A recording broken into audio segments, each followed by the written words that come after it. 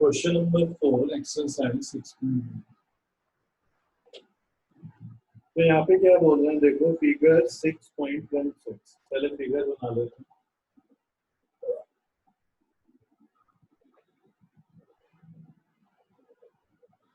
ये दिया हुआ है A B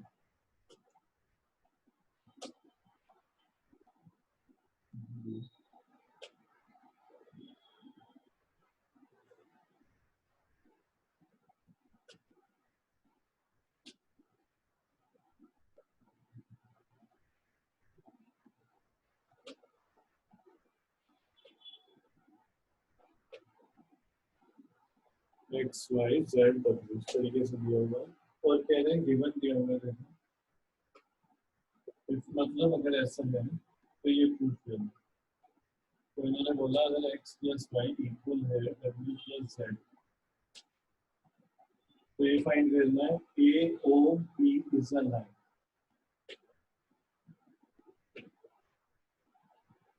A O B is a line, ठीक है। ये प्रूफ करेगा, यानी कि ये प्रूफ करना है मुझे। ये ओ बी लाइन प्रूफ होने का मतलब क्या है? तुम्हें ये प्रूफ करना है कि लीनियर पेयर है, यानी कि angle A O C plus angle C O B is equal to 180 degree. समझ रहे हो? लाइन कब होती है स्ट्रेट लाइन? ये बताओ, अगर ये स्ट्रेट लाइन नहीं है तो क्या x प्लस वाई 180 लिख दोगे? क्या x प्लस वाई 180 हो जाएगा? No sir. नहीं ना। यानी कि x प्लस वाई 180 तभी होता है जब लाइन कैसी हो, वो जब ये जब लाइन स्ट्रेट हो। ठीक है, जब ये लाइन हो। ठीक है, स्ट्रेट होना भी नहीं बोलेंगे क्योंकि लाइन स्ट्रेट ही होगी। ठीक है, तो x प्लस वाई तभी होगा 180 के इक्वल जब वो एक लाइन होगी, वरना क्या होगा? उससे कम होगा या फिर ज्यादा भी हो सकता है। ज्यादा किस साइड में हो सकता है? मैं इधर से देखूं, ठीक है, और मैं ऐसी बात करूँ तो यहाँ पे ये 180 से ज्यादा आएगा इनमें। तो यही मैं बोल रहा हूँ कि अगर ए और बी को लाइन प्रूफ करना है तो हम इसको प्रूफ करेंगे कि भाई ये y और x मिलके 180 डिग्री, या फिर z प्लस w मिलके 180 डिग्री, इनमें से किसी को भी प्रूफ करना। तो यानी कि हमें ये दिखने में तुम्हें लग रही है कि स्ट्रेट लाइन है, ठीक है, लाइन है ये, लेकिन तुम ये नहीं कह सकते कि भाई है 100% 180 ही होगा। यहाँ पे उन्होंने बोला नहीं है, जब तक वो नहीं बोलेंगे तुम मानोगे नहीं। उससे पहले वो हर क्वेश्चन में बोल रहे थे कि ये एक लाइन है और ये एक लाइन है, इंटरसेक्ट हो रही है ओ पे, तभी हम लीनियर पेयर वगैरह वहां पे ले पा रहे थे। यहाँ पे नहीं लेंगे, चाहे वो दिख रही होगी तुम्हें स्ट्रेट है। तो कैसे प्रूव करेंगे देखो,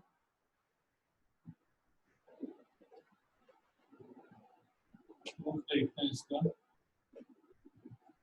किसी पॉइंट के अराउंड अगर एक पूरा सर्कल बन जाए तो एंगल 360 डिग्री होता है, ठीक है।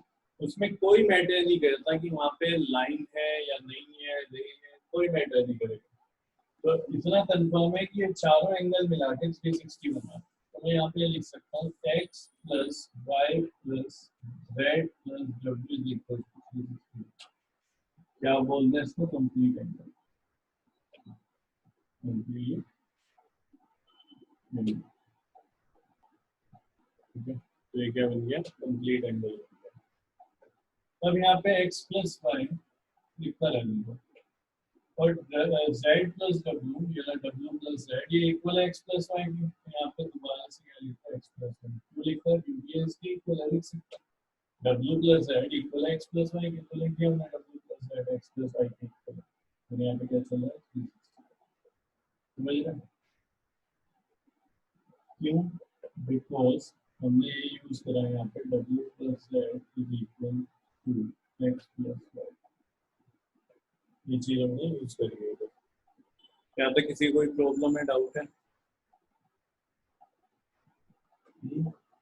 No sir. तो देखो ये कितना हो गया? ट्वाइस हो गया, तो तुम यहाँ पे लिख सकते हो twice X two plus is Y, जिसको नहीं समझ आया ध्यान दो।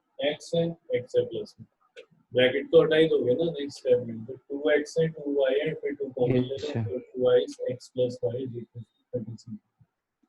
x प्लस वाई को तुम लिख सकते हो 36 डिग्री अपॉन 2। यानी कि x plus Y is equal to x plus Y is equal to क्या आ गया यहाँ पे 180। तो अगर ये 180 डिग्री है तो तुम क्या लिखोगे, ठीक है, x प्लस वाई 180 डिग्री आ गया, ये चीज हो गई है A O B.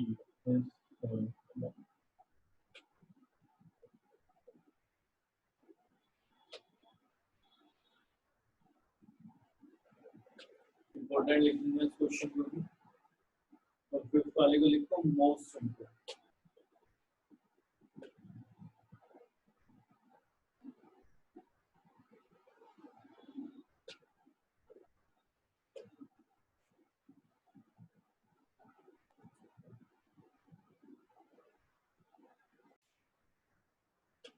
Fifth question most important है, इसको अच्छे से समझना।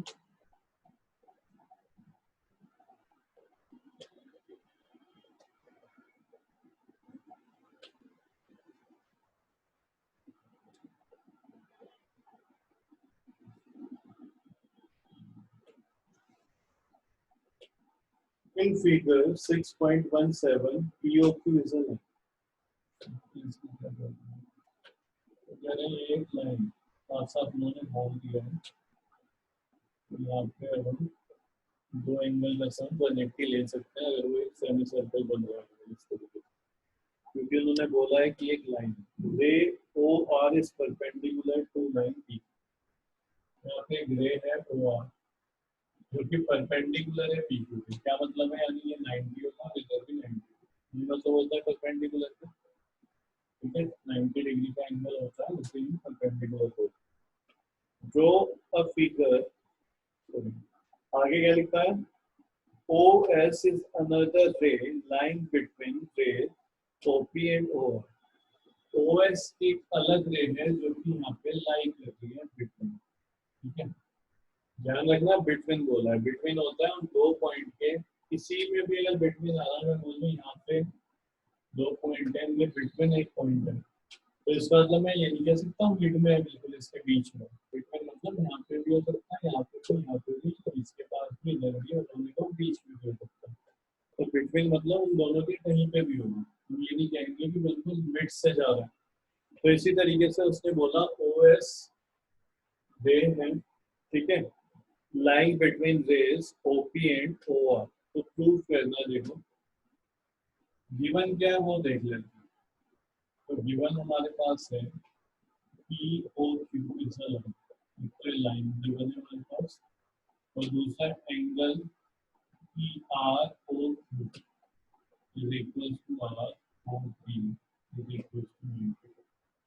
भाई ये 90 है, जब भी ये 90 हो, ठीक है, तो पूरा भी क्या हो जाएगा जी,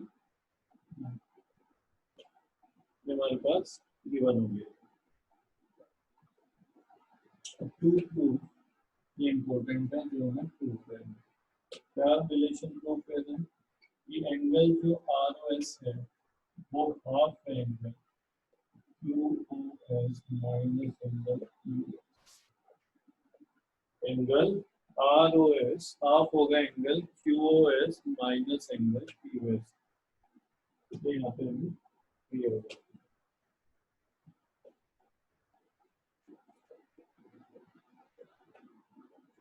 अब देखो मैं तुम्हें क्या बोल रहा हूँ, तुम जो तुम्हें प्रूफ करना है उस पर मत ध्यान दो, तुम इसको दूसरे तरीके से सोचो कि ये हाफ कब आया होगा यहाँ पे, अगर ये इधर ट्वाइस हुआ, यानी अगर मैं इस 2 को इधर भेज दूँ तो मेरे पास बन के आ जाएगा twice angle ROS is equals to angle QOS minus angle POS। तो जो यहाँ पे हाफ लिखा था उसको अगर मैं उधर भेज दूंगा तो मुझे समझ आ रहा है ट्वाइस एंगल ROS, ये लेके चलो, बात आ रही है समझ में, यानी कि जो हाफ है उसको उधर भेजना है। ये तुम्हें बात हमेशा याद रखनी है जब भी ये क्वेश्चन तुम सोल्व करोगे। अब इससे क्या फायदा होगा, तो तुम्हें ये पता चलेगा तुम्हें ROS एंगल 2 बार निकालना, ROS एंगल तुम्हें 2 बार फाइंड करना, ठीक है, 2 बार निकालने हैं। प्रूफ लेके चलते हैं इसको, देखो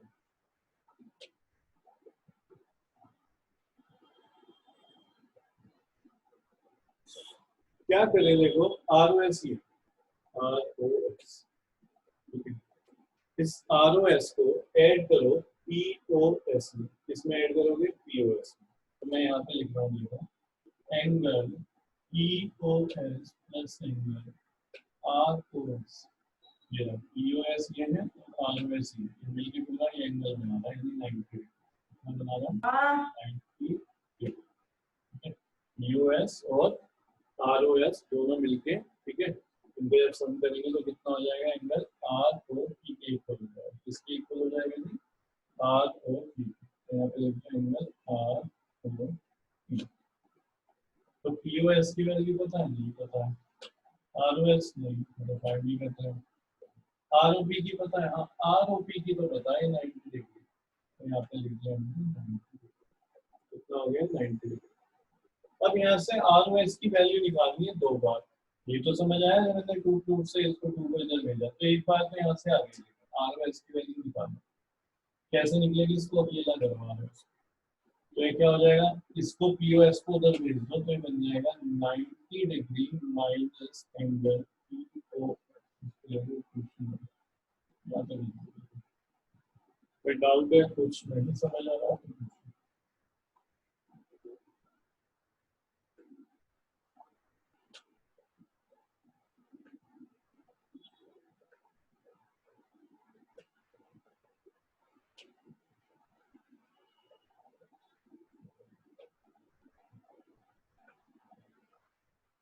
डन सर।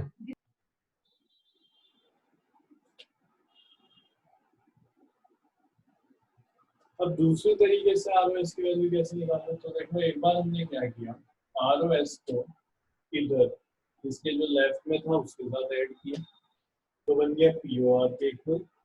दूसरी बार क्या करेंगे, ROS को जो इसके राइट में उसके साथ ऐड करेंगे। तो देखो यही चीजें हैं जो तुम्हें याद रखनी है क्वेश्चन को करते हुए।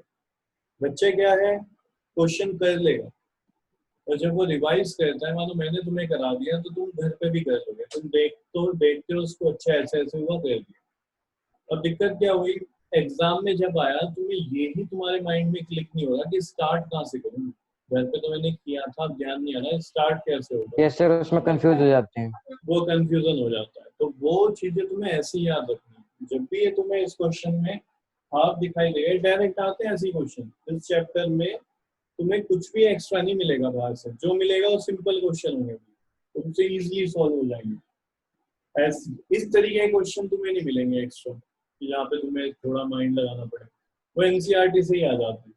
तो जो यहाँ पे 2 है 1/2, तो तुम्हें ध्यान रखना है उधर भेजना है, और जैसे ही 2 ROS आएगा तुम्हारा माइंड में याद रखिए 2 बार ROS निकालना है, और कैसे निकलेगा ROS के लिए, एक बार लेफ्ट में जो एंगल है उसके साथ ऐड करो, एक बार राइट में जो एंगल है ऐड करो, और ROS की वैल्यू निकाल दो और काम खत्म। देखो इस बार हम ये लेके चल रहे हैं, ROS ऐड होगा किसके साथ, ये ROQ के, किसके साथ, ROQ या फिर QOR, QOR या फिर ROQ, कुछ भी लिख सकते हैं, तो मैंने यहाँ पे लिख दिया ROQ।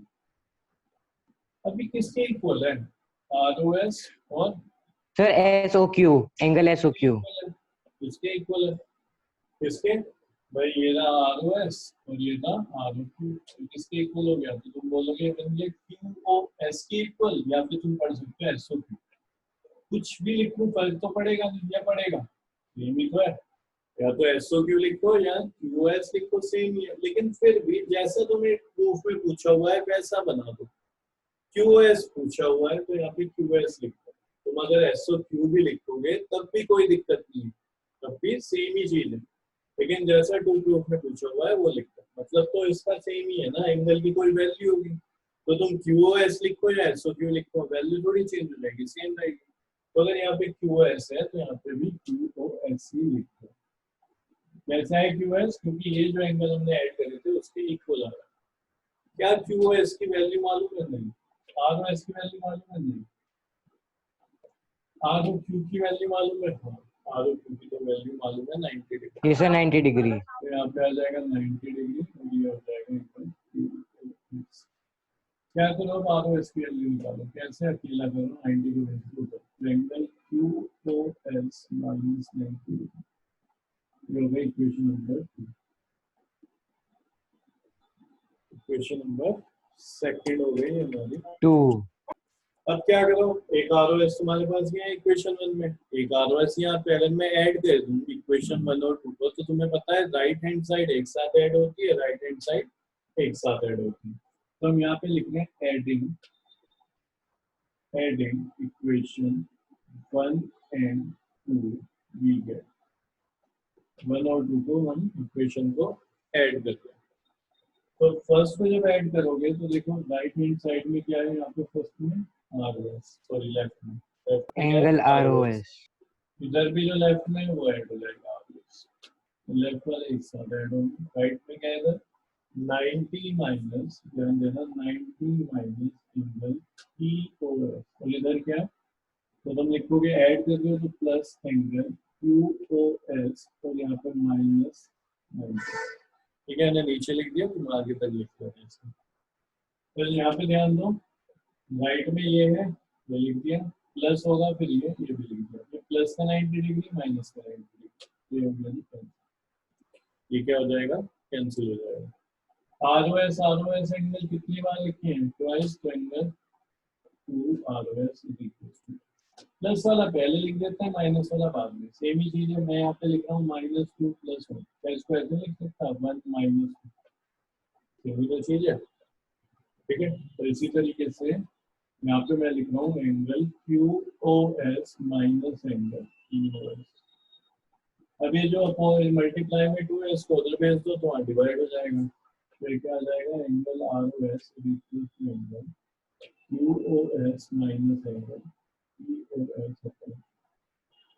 ठीक है, अब यहाँ से क्या करो, ऊपर से क्या कॉमन है, तो तुम क्या लगता है 1 कॉमन है, नीचे से तुम 2 कॉमन ले लो पूरा, तो तुम इसको लिख सकते हो 1/2 angle QoS minus angle POS। मैं यही पॉइंट दे रहा हूँ, तो ये देखिए हार्ड लगाए, तो इसमें यही तुम्हें प्रॉब्लम फेस आ रही है, अगर कभी आई, इसको स्टार्ट कैसे करना, यहाँ पे ही तुम अटक जाओगे, स्टार्ट कैसे करना है। बस यही याद रखना है कि जो तुम्हें 2 प्रूफ दिया है ये 2 उधर भेजोगे तो तुम्हें समझ आ जाएगा। वो बात मुझे आरओएस निकालना, तो आरओएस ये है, एक बार इसके साथ ऐड करो, जो भी बनेगा वो लिखो, तो बन गया POR, इसकी वैल्यू 90। एक बार आरओएस को इसके साथ ऐड करो, क्या बना QoS, इसकी वैल्यू तो नहीं पता लेकिन यहाँ पे इसकी पता है तो 90 लिखो। दोनों से आरओएस निकालो, इक्वेशन 1 और 2 मानो, ऐड कर दो और बाकी फिर सॉल्यूशन करना है, आराम से सोल्व होता जाएगा। राहुल समझ आ यस गया सर, यस सर। अच्छे से चलो लिख लो इसको जल्दी, फिर अगला क्वेश्चन देखते हैं। Question number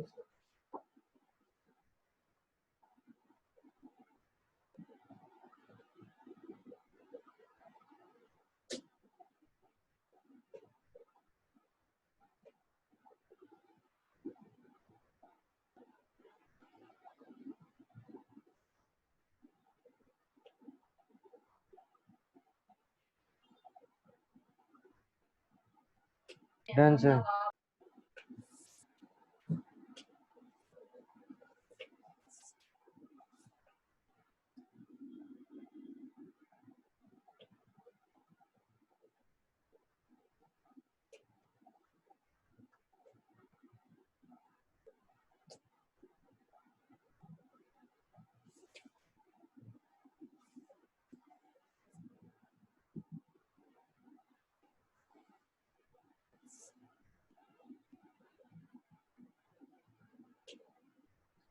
6th question, it is given that angle XYZ is equals to 64 degree. मुझे पता है, देखो ये पूरा एंगल तो होता है 180 डिग्री, ठीक है। इसी को अगर मैं ऐसे ऐसे घुमा दूंगा आपको, ठीक है, जैसा यहाँ पे इसको मैं लेंगे फिर बन गया 120 डिग्री के आसपास। यहाँ पे इसको मैं स्ट्रेट कर देता हूँ तो बन जाएगा 90 डिग्री, इसको इधर उधर करना दूसरी साइड तो बनेगा ये कम, 90 से डिक्रीज होना शुरू हो जाएगा। तो अगर मुझे 64 डिग्री बनाना है तो एंगल कुछ इस तरीके से बनेगा,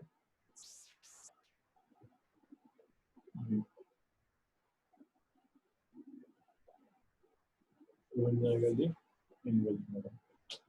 तो 6 में X Y Z 64 degree, X Y Z कितना एंगल 64। अब क्या कह रहे हैं, and X Y is produce to point P, X Y को प्रोड्यूस करना है पी तक, ठीक है ये बोलना है। तो इसको ऐसे तुम प्रोड्यूस कर दोगे और कहाँ तक पहुंच जाएगा पी तक। अगर तुम एक्स को यहाँ ले लो तो फिर ऐसे प्रोड्यूस करो, तो ऐसे ज्यादा सही लगेगा देखने में। तो तुम एक्स वाई जेड ऐसे प्रोड्यूस करोगे, ये भी चीज है ना, एक्स वाई जेड या एक्स वाई जेड। तो एक्स वाई को प्रोड्यूस करना है 2.3। अच्छा, जब प्रोड्यूस करते हैं तो स्ट्रेट लाइन में ही प्रोड्यूस होगा, यानी कि तुम यहाँ पे बोलोगे एक्स पी एक लाइन है, ठीक है, जब प्रोड्यूस होता है लाइन में ही होता है, यानी स्ट्रेट जाता है, वो ऐसे इधर उधर नहीं चला जाएगा। तो एक्स वाई को प्रोड्यूस कर दिया पी तक, कह रहे हैं draw a figure from the given information, ठीक है, जो गिवन इंफॉर्मेशन थी बना दिया हमने। If ray YQ bisect ZYP, ZYP को YQ bisect करा, चलो ZYP देखो, तो देखो ये पूरा ZYP है, इसको कोई बाइसेक्ट कर रहा है, बाइसेक्ट मतलब divide into two equal angle, Divide into two angles. ठीक है, क्योंकि एंगल की बात हो रही है तो हम एंगल बोलेंगे। बाइसेक्ट में से लाइन दो भी हो जाती है, लाइन सेगमेंट, यानी लाइन सेगमेंट दो इक्वल पार्ट्स में डिवाइड हो जाए, तो यहाँ पे बाइसेक्ट मतलब टू, ठीक है, दो पार्ट्स में इक्वल पार्ट्स में डिवाइड कर दें, तो यहाँ पे एंगल की बात हो रही है। तो कह रहे हैं जेड बाई पी को ऑन वाई क्यू, वाई तो है यहाँ पे क्यू लिखो, ये जो वाई क्यू है इक्वल, यानी कि बाइसेक्ट कर दिए दो इक्वल पार्ट्स में डिवाइड कर एंगल, ये दिया होगा। Find X Y Q, given लिख देंगे जो भी होगा, तो फाइंड क्या करना है, to find X Y Q, angle find करेंगे और फिर रिफ्लेक्स निकालना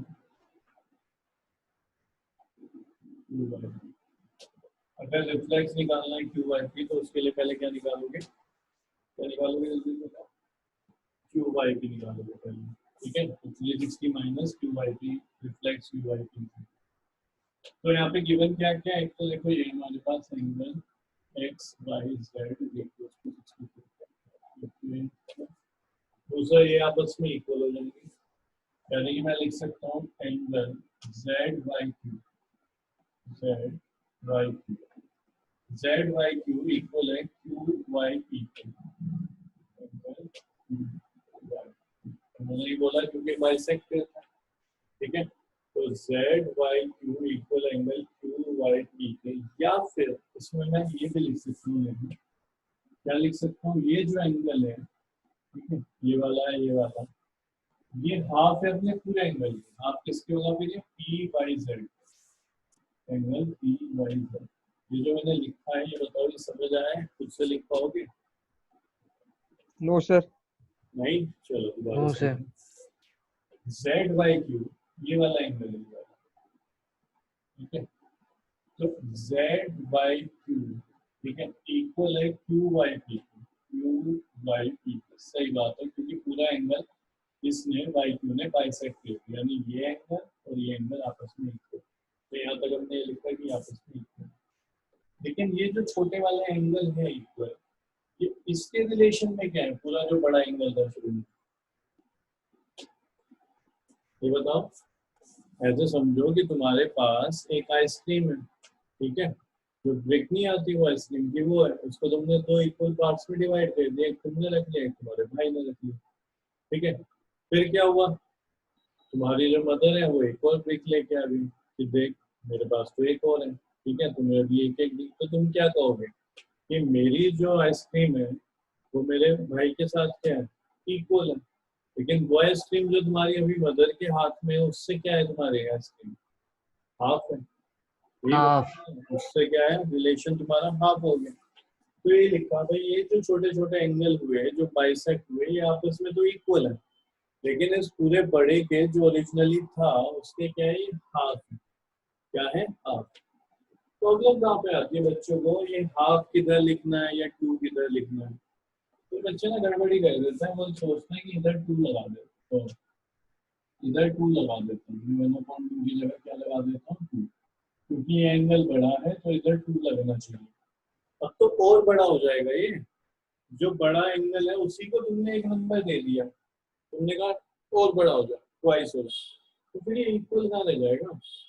तो जब भी तुम्हें देखना हो एक छोटा एंगल, उसका कोई रिलेशन है कि वो उसके उतने टाइम्स है, 3 टाइम्स है, 2 टाइम्स है, 5 टाइम्स है, तो जो बड़ा एंगल है उसको डिवाइड कराओ, तब जाके वो छोटे के इक्वल लिखा जाएगा ना। तो हमने ये लिख दिया, हमने यहाँ पे बोला कि भाई ये जो एंगल है क्यू वाई पी छोटे वाला, ठीक है, क्यू वाई पी। सर हम ये नहीं लिख सकते angle Z Y Q plus angle Q Y P equals to angle Z Y P?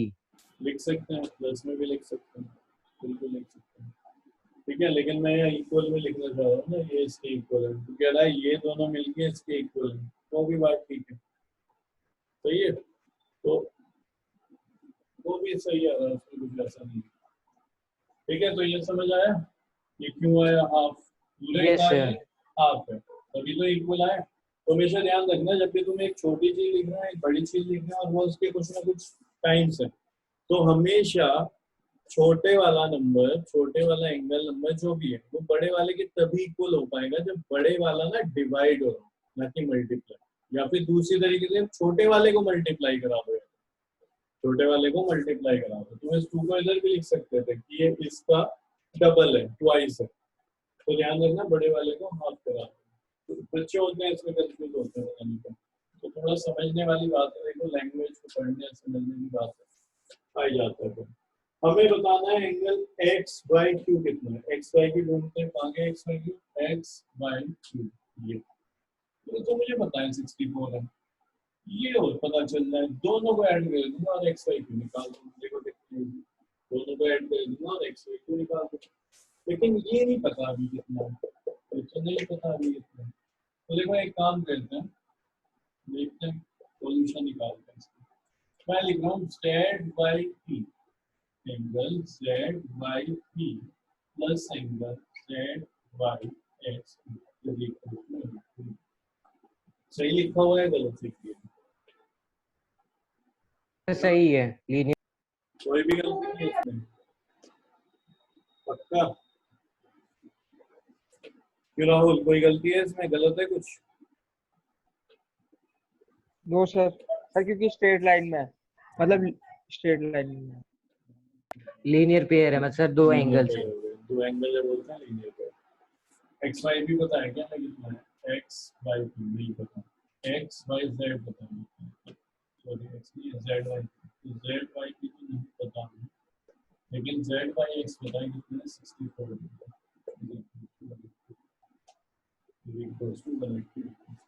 तो angle Z Y P is equal to 180 minus 65, तो angle Z Y P is equal to 160, ठीक है, Z Y P कितना हो गया 160, सही है। एक और इस चैप्टर में बात ध्यान रखना है, क्यों हार्ड लगने लगता है, क्योंकि ना एक कंफ्यूजन हो जाने लगता है, Z Y P, Y Z P, Q Y Z, तो तुम उसको लिख तो रहे हो लेकिन फिगर में ध्यान रखते रहो, सिर्फ यही पढ़ोगे तो दिक्कत आएगी। जैसे मेरा जेड वाई पी आ गया है, तो अब मैं तुम्हें देखो कैसे बोल रहा हूँ, मैं बोल रहा हूँ जेड वाई पी ये है पूरा, जेड वाई पी, तो मैं कह रहा हूँ ये पूरा एंगल मेरा 160 है, अगर मैं इसका आधा आधा कर दूं, ठीक है, तो हाफ इधर जाएगा, इस वाले एंगल में नाम नहीं पढ़ूंगा, देखो मैं नाम पढ़ूंगा तो कंफ्यूज हो जाऊंगा, अगर मैं ये बोलता रहूंगा ना कि देखो मैं ऐसे बोलूंगा तो आप समझा रहा हूँ तुम्हें, देखो जेड वाई पी, ऐसे चलो हाथ भी नहीं मैं यूज करता, मैं कह रहा हूँ जेड वाई पी इक्वल है Z Y Q plus P Y Q के, तो बताओ जेड वाई क्यू हाफ हो जाएगा एंगल जेड वाई पी, पहले पढ़ा कुछ, अगर पढ़ा भी होगा Yes, तो sir, तुम्हारी आगे आंखें समझ। बस ऐसे रही होंगी बोर्ड पे कि क्या क्या बोल रहे हैं, Yes, क्या sir. क्या है, तो यही दिक्कत आती है, यहीं Yes, पे sir. बच्चा फंसता है, तो ऐसे मेरे हिसाब से तो कभी पढ़ाना ही नहीं चाहिए, बोलो जरूर जेड वाई पी कहाँ है, लेकिन उंगली चलती रहनी चाहिए फिगर में। अब यहाँ पे मैं बोल रहा हूँ ये पूरा 116 है, ये सर से समझ आ जाता है कौन सा कहाँ पे है। हाँ, इसने सर इसको हाफ हो जाएगा। बाइसेक्ट किया, अरे अब रुक जा। काम तो बस याद रखना।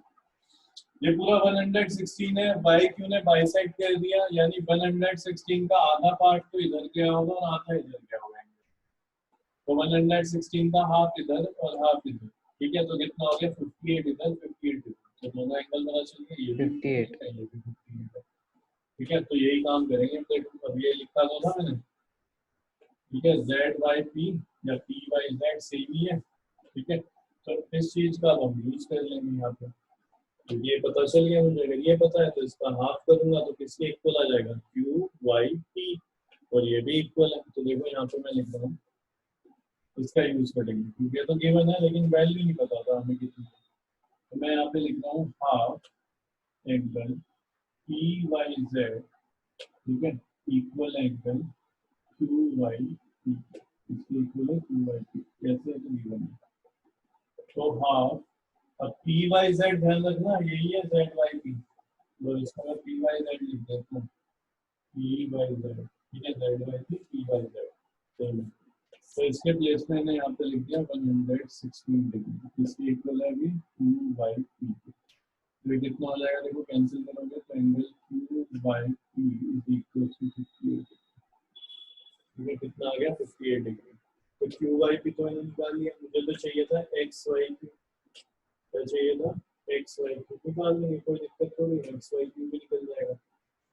तो q/p और किसके इक्वल है, z/q, तो तुम क्या लिखोगे, q/p इक्वल है z/q, यहाँ पे q/p तो 58 डिग्री, तो z/q की कितनी आ गया, तो ये 58 आ गया, ये 58 आ गया, क्योंकि पूरा कितना था वो 116।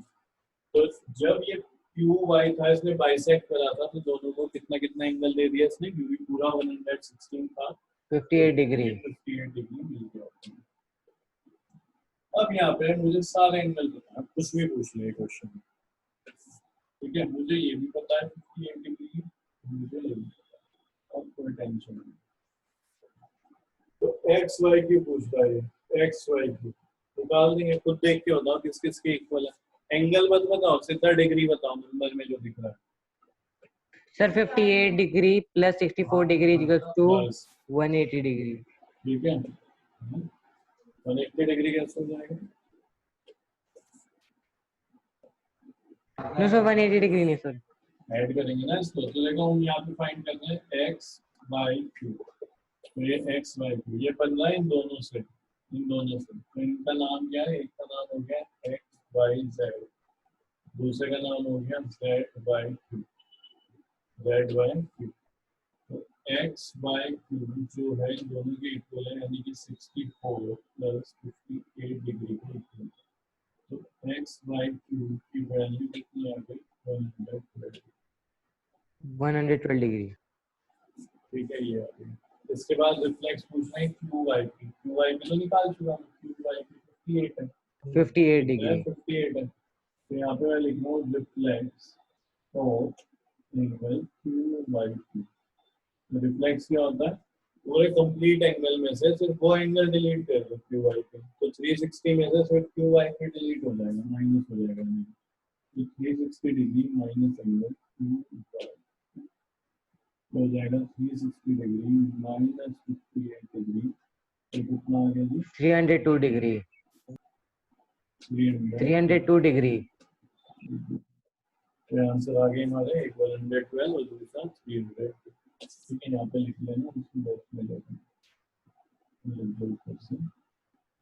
Reflex angle QYP, reflex angle QYP।